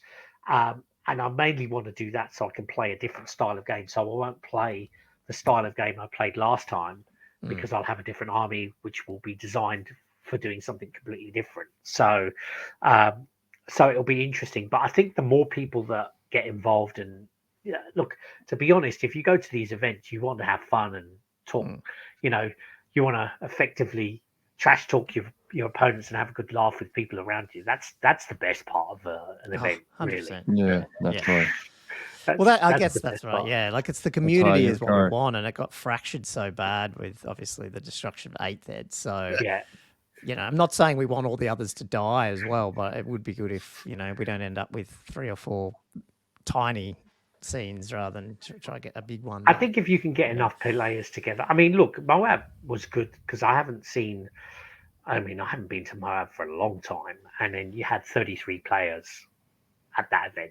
That was a good number. The days of DogCons of where you get 150 players, those are the days where they were, amazing numbers, right? But there's no reason why you can't get bigger and bigger numbers. It'll be interesting to see what some of the big tournaments like maybe CanCon or some of the others will do. Because 6th Ed, before the old world came out, was getting 60 odd players at CanCon. Yeah, well, and they were capped at 60. There's funny that. I mean, I didn't go to Castle Assault, but I thought Castle Assault had a decent number of players as well. Yeah, it was like similar numbers. It was just on 50, I think. Dropped a little bit because of a few dropouts, but yeah. That's still amazing for it just depends on how many more players play. So you just want to see more and more events. So what you got to try and do is support whoever's going to run these events, and players 100%. Will come. Players will come and just have a go at it. But as I say, gaming it just depends on what numbers you get. Just try and build a community. That's the important part. Tabletop tabletop has declined over the years. I think just it's an older person's game. I think the recruitment isn't probably as high as I don't know. Like I feel like the 40k AOS, like the sort of more skirmishy, I think that's really blown up in terms of the actual overall market of games in general. But when you get back to this more war game style, like it's probably a little bit more niche. The entry point's hard, isn't it? It's not cheap to get into this game. Nah. But I'm still not seeing. You can't even buy the models. But with Thirsty Merc Gaming, Andrew, like I was in Frontline Hobbies on went over 2 days ago or something, and they're doing AOS. Like Frontline now is doing like AOS intro painting games at the store, and then that Facebook group now is up to like nearly 300 people just for that gaming night. And the owner of the brewery is now talking about like actually designing that whole back area with like artwork and all this sort of like. It's almost like all these gaming places come and go because the money isn't there, but they start off trying to be a gaming hall, whereas this guy's runs a brewery. He's got a restaurant that's like making money, and he's just added this on. And I'm just like, this is so. There's obviously interest. It's just not old world, but we can be a part. Of it. Cool. I guess you can't discount the effect of Total War as well in maintaining interest in the whole genre. I think the question is, would it have come back if it wasn't for that? Probably not, maybe. Well, those types of things kept you alive in COVID, right? Yeah. I was just thinking more like, obviously, the kids, we're all from the kids era where it's like, you didn't, you had like your old school Nintendo or your Sega Mega Drive or Master System. You're right. I mean, no one's going into like we used to spend our whole holidays at a Games Workshop trying to read the rules or still like get one figure or like cause these days you're not even allowed in there because because it's like, what's this old guy coming into the store? You don't come here to play games, even though it's called Games Workshop. Like, you don't. So, buy something or you're in. So what are some of the armies you're thinking of playing next then? Like obviously Tomb Kings I'm having to think about. The big old poison block. No, I wanted to do something. I did see that and I went, wow, that's pretty nasty, but I better not take that. There's a few others that I have. So the good thing is because that legacy army set is still there.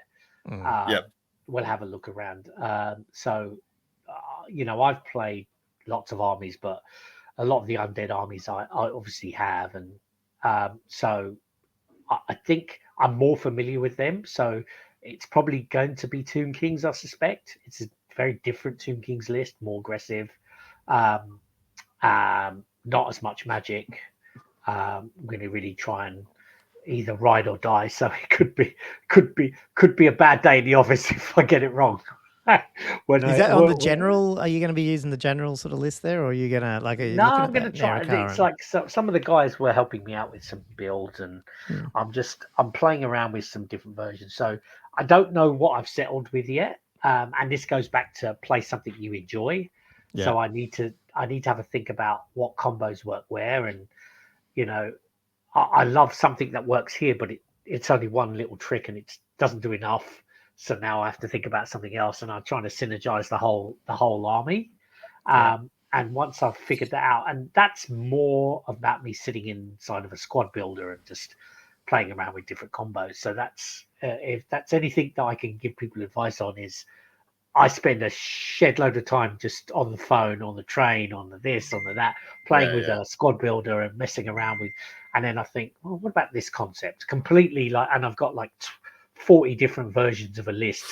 And it's like, this is this version. And it's like, oh, this is awesome. Oh, that doesn't fit. Oh, it's terrible. I just need that. It doesn't fit. Okay, you have to go back to the drawing board. And then you just, and then you find some magic combo. You see somebody or somebody says, oh, that works. Does that work? Wow, that's awesome. But it doesn't work with this one. And then you eventually find something. You can never get everything you want, but you find something that's pretty decent. And then you go, wonder what that's like. And then you refine it.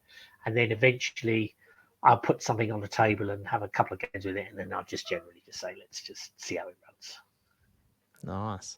So you're going to split your time with Ninth Age, obviously. You're obviously still deep now that Third's kicked off. Well, see, the thing is, I know Ninth Age intrinsically. So the issue here with Ninth Age is I'm not learning as much. You're still learning and you're still doing stuff, but I understand it. With Old World, my learning curve was quite high because the biggest problem I was having is I'm sitting there going, I'll just reform and slide. He goes, no, you don't do that in Old World. Oh, no, you don't.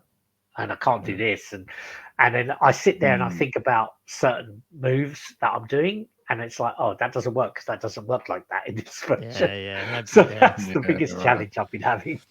Actually, you might be able. I brought this up on the show the other week because I'd read it, but then I never checked. Was there something in the new version of Ninth where it supports like the larger base sizes or something? What was? I think they're doing a lot of work in that. I'm not 100% with all of that that element yet because I haven't fully gone through version 3. Right, okay. But they do evolve in ninth. And ninth has got a really good balancing team typically. So what you do find is there's some strong stuff, but you go to a tournament, for example, you go to ETC, there's 8 players in a team, and you have 8 different armies, and all 8 of them can do stuff to you. So you have to be really careful. So you're trying to, so that just from a team's perspective, and I'm sure at some point the old world will have teams events. Yeah, okay. You'll effectively have different factions, and you're going to try and these different armies, and you're going to try and pair your good matchup into their bad matchup, so you can get and that's a game within a game as well. But it just gives you an idea that having something relatively balanced or strong that you can deal with most things in singles events, you need to have something that can deal with most threats, or at least because if you don't, you just get a bad run. You just get a bad run of matchups, and you're done. Yeah, you're screwed. And you can get cooked pretty easily. But I think the trick with, again, I personally prefer points based events because it gives everybody a chance to win, and you can come from behind to win. And you have to play well to get there, but you can recover from a stumble. And I think it's good to have some balance, but you need luck. I didn't meet anything that was super nasty that I was worried about at Moab, which was fortunate because the Bretts were hanging all around in the brackets I was in. And I just didn't get them. Yeah. I didn't face any either. I didn't see where did they all come? Who was playing the Bretts? One came third. I think one came pretty high up. Yeah, they were 3 and 4 on game 5. Right. So, or one was an exile, one was table 3. They were in table 3. Both of them. There was a Brett off, which was the perfect thing for all of us because they knocked one of them, knocked the other one out, so only one went up. They can both suffer on the falcon horn. Yeah. No fly. Not that it matters. I think pegs are still movement 8 or something, are they? Yeah, they are. They can they just grab you, right? Yeah.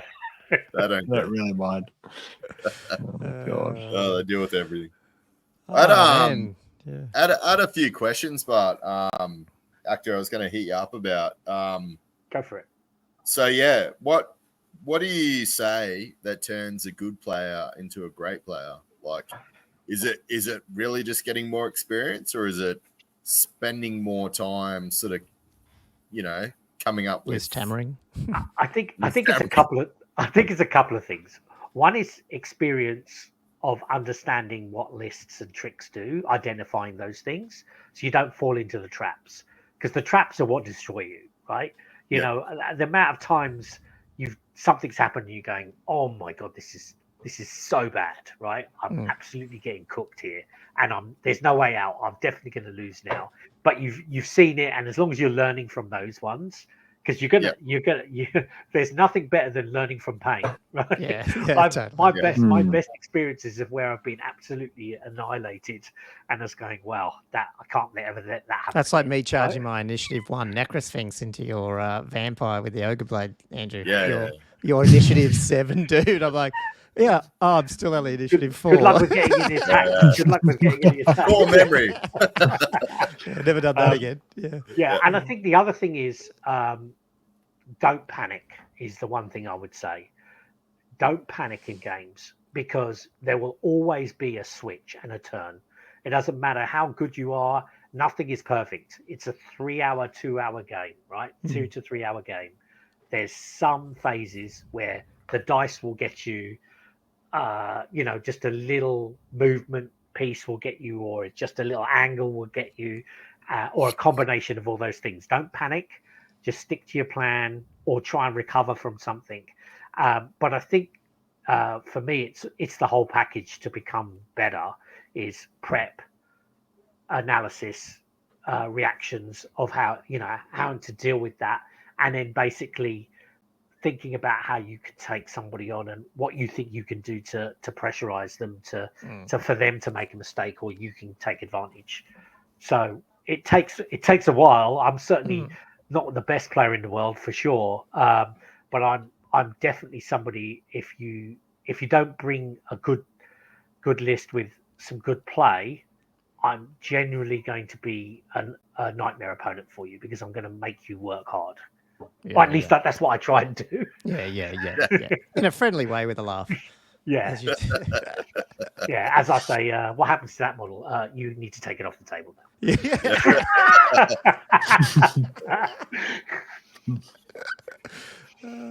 That's so good. Oh, that's pretty funny. It's that second question, and it's sort of what you just said about pressuring. Like, what is that? What are some of the ways that you keep your opponent guessing, or like those pressures? Like, is that? I think what you want to do is there's obvious pressure of your list does something really well, and you're just making that happen all the time, and you're pushing forward if that's what it does, or it's good at getting around you, or whatever it's designed to do, and it's doing that quite well.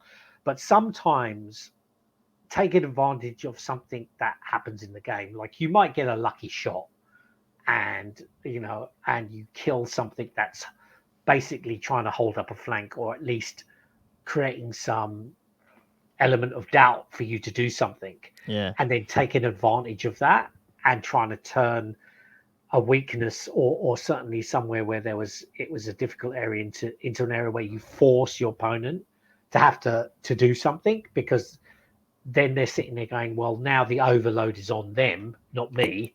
I need to think about that. That's going to be a problem. How do I manage that? Because sometimes people use the fight or flight strategy. They're in trouble, and then they go, right, I've just got to go for it, which is often can work, but often doesn't work because you're just trying to recover points you don't need to lose. Sometimes it's better to lose small than lose big and risk a small win. And I've seen that so many times in where they're just behind and they do multi-charges, and those multi-charges don't work, and then they lose quite significantly. Yeah. You have to really think about, there are games where you sit there and going, I really need to get these points back, but the safest thing for me to do is look at where I am on the table. So this is what I do now, and it's only come with time. There are games where I sit there and go, I've still got 2 games in the tournament left. I'm still in a safe part of the bracket. Let me lose 8-12 here. That's safer than doing what I'm going to do. Oh, there are other games where you go, well, I'm Cactus, I might as well just go for it. But if you can take your time and just don't panic, again, it goes back, don't panic, don't rush, just think about it. Nothing always, but then there are games where it's all working perfect for you and it's awesome. So, those games happen as well. Yeah, I guess sometimes some players will be like, I'm here to have some fun. Let's just see what happens. Just roll the dice and nothing wrong with that either. And there's nothing wrong with that either. There's, like, as I say, the one thing I've always said to people: play what you like to play, enjoy the game that you're going to play, and if it means just smashing into somebody and rolling dice, there's nothing wrong with that at all. You came to do what you wanted to do. Have fun. Yeah. Bretonian way. Yeah. How is there any place for like not bad gamesmanship, but like bluffing and like especially when you're trying to put pressure? I think that happens all the time. I think that happens all the time. So that goes back to the banter and the trash talking, right? And I actually don't mind that. I actually quite enjoy that. You sit there and you go, "Oh, do you really want to charge there? You sure?" yeah. I've got Killing Blow on this guy, right? Yeah. Right, and you're sitting there going, and then like you sit there and I famously did this in the ETC once, and I was running a vampire list that was very good against Bretonians, and I won my first 3 games like 20-0 or something. And I had people coming over going, what the hell are you doing? And I'm sitting there going, I just talk about all the stuff that my stuff does. And they get scared. Yeah. And they get scared and they kind of back up. And then you play some other plays that are not scared and you realise, okay, what happens? But look, it's fine. I don't mind it. People will say all kinds of things. And I just love it. It's a fun thing. So as far as I'm concerned. So my trick to everybody is don't listen to anything I say. Don't listen to anything I say. But unfortunately, there are a few things that I will say that will actually happen. Yeah.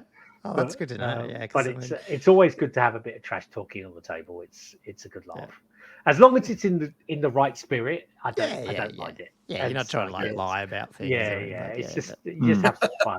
It's just like if you ever hear the Ninth Age guys like us playing, the amount of grief we give each other. People are sitting there going, "You guys don't like each other." No, we really like each other. We just like to trash talk a lot. That's good. Yeah, it's interesting. No, it is funny, but it's all part of having a good time at the events. As I say, just go there, have some fun, do the best you can. Just get better. People will get better. It's more play. Yeah, more games they play and more exposure to different armies. I guess that's There is one other, Andrew. That other question, which is sort of probably been touched on, but like from a strategic standpoint, can you find success steering clear of the meta? I guess sort of what you mentioned before, Ahkter, about like, you've seen some of the meta lists and stuff, but they're not technically what you take. Like, do you, how, and I think Old World is going to be in a different era than 7th and 8th because the internet wasn't, I don't know, like it feels like we're in a much more like people just grab stuff off the internet these days, but back in 7th, didn't do that as much. Like, I think it's going to be tough to pick what you want to do. There will always be somebody who'll figure something out, which is great, right? You always figure something out and say, "Oh, this is actually not a bad combo. It does quite well." At the moment, though, with the Old World, at least from my very brief look at it, is there's some very strong pieces, and those strong pieces are very hard to manage. So you have to have some very direct opposites to manage those. Dragons, for example, shooting. The Wood Elves right now are a tier 1 army, possibly the best in the game, right? As an example. And, you've got to think about how you manage those types of things. But if you can find something a little bit different that's still very competitive, that's actually really useful in a singles event. It's very, very useful in a singles event, because if it's not well known, it will usually do quite well in its first few tournaments till people realize what it does, and then it's like anything, you adapt to what you play against. Like, as you say, Bretonians, from what I'm hearing, are all the rage at the moment, but eventually there'll be some way they manage those, right? Dragons, people have thought about how they manage dragons, either bringing their own dragons or things that can kind of deal with them, right? So finding something that's off the meta is great, but I will usually always bring something that's very strong, that is either on meta or similar to the meta, because I think you have to. I think our world is still relatively new, so new things will come out. People will find things. As I say, if you play enough in a squad builder and you do enough testing, you'll find something. But it's tough. The thing, as you rightly said, everybody can look at lists. You can go online. You can look at 5, 7, 10 tournaments in a week and look at this list. How did this do? Why did that do that? And so your knowledge of coming back into the game and building something is quite quick. So does that help people like you, though, who are obviously a tier above most people, that it gives you a pretty good indicator of what you're going to see at the tournament then anyway? And then I definitely looked at some lists, and I definitely looked at what was winning, and I definitely spoke to some people about I said exact thing. What's the kind of list that you'd expect to see? And I was surprised there wasn't that many at Moab. So I think that definitely helped, because I didn't see all out, high caliber mental. This is like, I'm lean as hell. I've got the best lists that are out there kind of lists, or the meta. So that was interesting. Did Moab had that line in there, because it wasn't comped, but did it have that, most of the time you'll see like a line that says, but bring something that your opponent will engage in? I can't remember what they wrote. I think that's good. There was, don't get me wrong, there were lists that were not, they're not weak. I mean, it's not a surprise that the Wood Elves were doing quite well. Yeah, there was 3 or 4 really hard Wood Elf quite lists. well. Yeah. But nobody was running, 8 units or 7 units of sisters or 6 units of sisters and things like that. Yeah. So that was interesting. I think it was only Adam that had 3 units. And well, I haven't seen. We've made that comment before over the UK that they've gone through that whole period of getting smashed with 6 pillars of fire, and we haven't seen it as much here. Like I don't know what it is. Well, I spoke to somebody about it, and they said, they do want to try and manage that. One of the suggestions was that the pillars aren't directed; they're random. As an example. Yeah, that would probably kill that spell too. Oh, yeah, definitely. Yeah, and it's like, but then again, you just need to think about what impact that has with everything. So it's as I say, it's just something that will evolve over time. But it's difficult. Building a list is the biggest. I like doing that, and I think that's the biggest element of the game is finding something. But again, my recommendation to anyone is find something that you enjoy and find it a play style that works, that you like to play, and then build it around that, because it doesn't matter. I could always pick up a net list and go, oh, this net list is amazing. It will win. And if I'm not enjoying playing it, I just won't enjoy playing it, and I'll make mistakes with it. You gotta do something that you want to play with. Yeah. No, really good advice. Well, we're getting on there, guys. Anything else you want to cover with Ahkter, or do you want to? I know we didn't even do hobby at the beginning. We just went straight into it, but that's probably fine today. Yeah, no, I think it's fine. I don't think we had much going on there anyway. Yeah. What's your next steps then? Obviously, you did talk to us, Ahkter, about that you're going to be playing with others. Is there a tournament you got on the radar already, or? I don't know yet. I need to look around and see what's out there. So I need to find out what's the next tournament. So that's.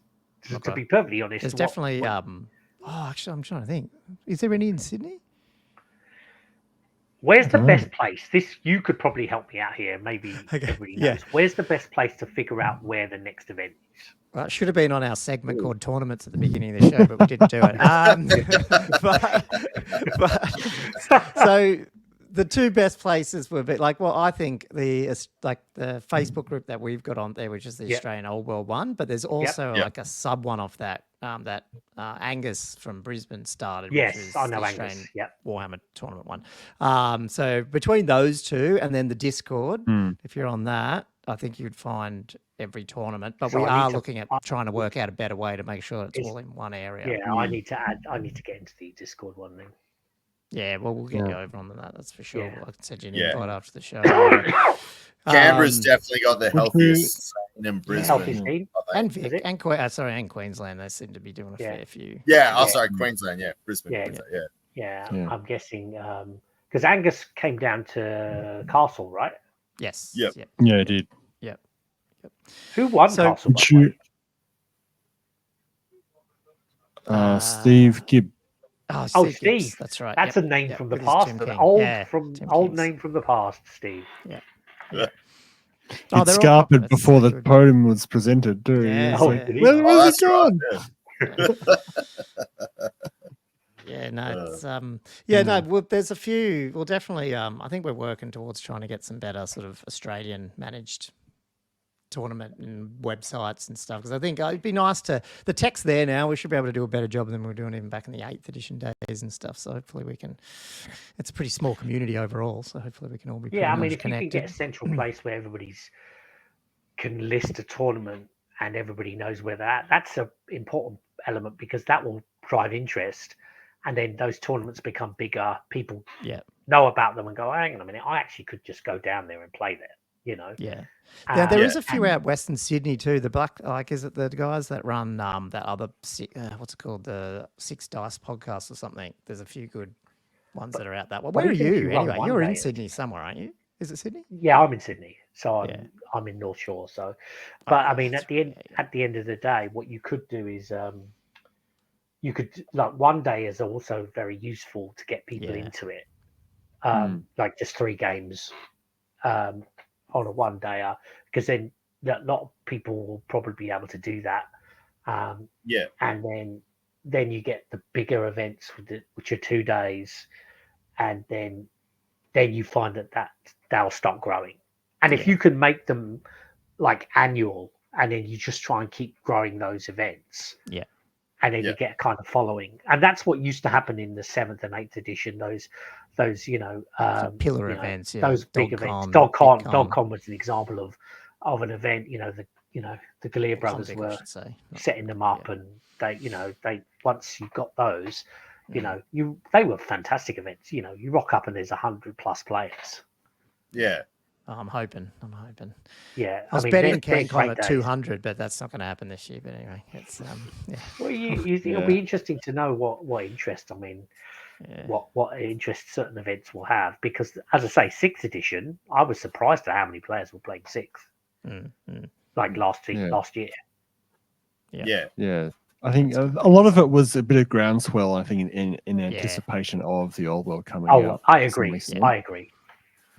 That's why I was there. Like, I hadn't played it, and then I went, I might start playing 6th, like, until it comes out. So So the old world's out now, so it's like it'll be interesting to see how many people start playing it and maintain it. As I say, it needs to capture people, and people need to be happy with its tactical depth, and you just need to see. And they need to be patient for the issues. It's got warts, but it's a version 1 technically, so I'm assuming it'll settle down.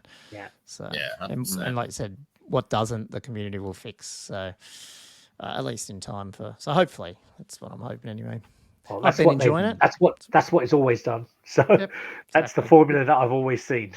I just want people to join, like to hang out with and roll dice. So I think it's definitely back to where it used to be a little bit. As long as you've got that attitude of I'm going there to have some fun, I'm going to do some stuff. I want to win, but I'm just gonna, I'm gonna give you grief on the table, but in a fun way. Then who cares? Cool. Well, that is a good way to probably wrap it up, man. Ahkter, do you want to? Is there anything you want to shout out or anything, or you just thanks for having me on. I'm happy to share, and thanks for coming on. I think we're probably a bit quiet. We're just listening to the knowledge come out. It was just thanks for coming on last minute. We were like, we don't plan our podcasts like it's generally a day before that we go, oh crap, what are we going to talk about? Don't worry about me. So thanks for that. That's really appreciated. Okay, well, I'll wrap it up, guys. If you guys don't have anything else, Andrew, Josh, are you all good? Yep. No, that's all good. Okay, well, thanks. Yeah, thanks, listeners, for listening to another episode of Old World Fanatics. And if you enjoy our weekly ramblings, hit up that 5-star review on your podcast software of choice, or if you're on YouTube, hit the like, subscribe, and alert buttons, and jump over to patreon.com/oldworldfanatics if you want to jump on our Patreon and our Discord, or hit us up at the show at oldworldfanatics@gmail.com. But until next time and next tournament we see at Ahkter, and Josh, Andrew, we'll see you next time and next week. Yep. Hopefully. I'll see you later. And we can dance.